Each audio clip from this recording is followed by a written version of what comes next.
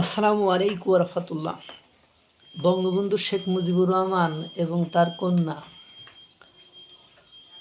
কন্যার কথা না থাক, আমি বঙ্গবন্ধু শেখ মুজিবুর রহমান ভারতের কাছে দেশ বিক্রি করে দিয়েছিল, গোলামি চুক্তি করেছিল।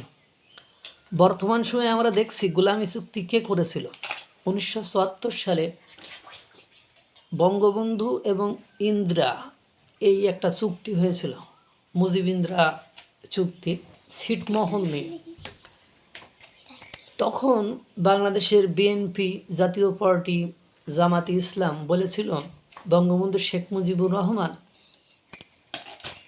রাষ্ট্রের মহানায়ক, বঙ্গবন্ধু শেখ মুজিবুর রহমান ভারতের কাছে দেশ বিক্রি করে দিয়েছে, ভারতের সাথে গোলামি চুক্তি করেছে।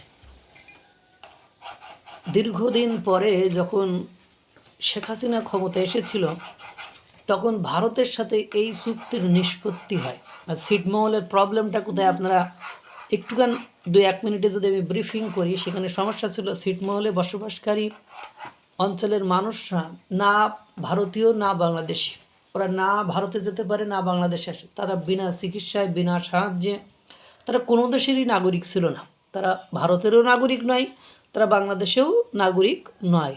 ওই একটা দ্বীপে বসবাস করার মতো মানে নির্বাসিত একটা জীবনযাপন তাদেরকে করতে হতো। তাদের কোনো ফার্স্ট এইড, কোনো ইনফ্রাস্ট্রাকচার ডেভেলপমেন্ট, কোনো অপরচুনিটিস, কোনো সুযোগ সুবিধা তাদের ছিল না। যখন এই চুক্তি এসে এক্সিকিউট করলেন, অর্থাৎ বাস্তবায়ন করলেন শেখ হাসিনা, এই মুজিব ইন্দিরা চুক্তি 1974 সালে, যাকে গোলামি চুক্তি বলা হতো, তারপরে এই অঞ্চলের মানুষগুলো একটা স্বাধীন দেশ পেল। সেই স্বাধীন অংশটা 2 অংশে ভাগ হলো। ছিটমহলের ওই জমিগুলো 2 অংশে ভাগ হলো। 2 অংশে ভাগ হয়ে বাংলাদেশ পেল 17,160 একর জমি, আর ভারত পেয়েছিল 7,110 একর জমি। তখন কিন্তু আমরা বঙ্গবন্ধু শেখ মুজিবুর রহমানকে গোলামি চুক্তি করার কথা বলেছিলাম এবং ভারত আমাদেরকে গোলাম বানাতে চায়, আমরা এই ডিমান্ড করেছিলাম, এই দাবি করেছিলাম।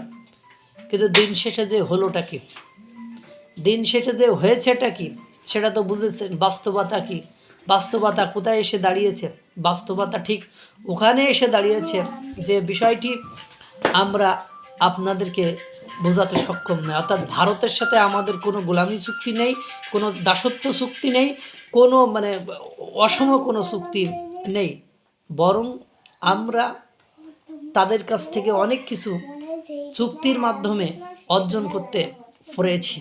এই যে এতগুলো জমি আমরা পেয়েছি। এরপরে দেখেন, এখন ডক্টর ইউনূস এসে বরং আমাদের মার্কিন যুক্তরাষ্ট্রদের আমেরিকার গোলাম বানিয়ে গেল।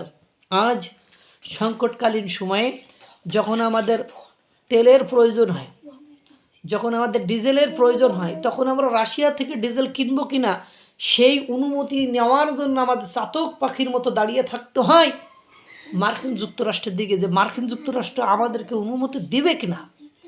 আমরা আজ পর্যন্ত এই যে ডক্টর ইউনূস ক্ষমতায় ছিল, আমরা হাসিনার আমলে বলতাম সব চুক্তি গোলামি চুক্তি, অন্যায্য চুক্তি, অসম চুক্তি, একটা চুক্তিও বাতিল করতে পারি নাই। এই যে মিথ্যাচার, এটা ঠিক নয়। ইচ্ছা করলে ভারত 1971, 52, 54, 56, 68, 70, সেই সময় 75, তখনই বাংলাদেশকে নিয়ে নিতে পারত। বাংলাদেশকে নিয়ে নেওয়া, তারা নেওয়ার পক্ষপাতী নয়, বা তারা এটা নিতেও চায় না।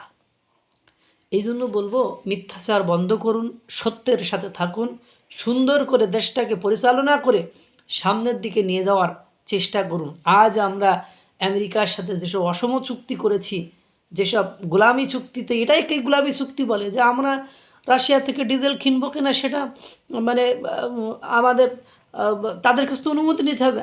আমরা আমেরিকার হাঁস মুরগির গোস্ত খাবো, সেটা পরীক্ষা ছাড়াই খাইতে হবে, কোনো পরীক্ষা করা যাবে না। তো গোলাম কে বানিয়েছে? মুজিব বানিয়েনি, গোলাম বানিয়েছে ইউনূস। শুধু আপনাদের বুঝতে বাকি, উপলব্ধি করতে বাকি। আল্লাহ তাআলা সকলকে ভালো রাখুক, সুস্থ রাখুক। আসসালামু আলাইকুম ওয়া রাহমাতুল্লাহ।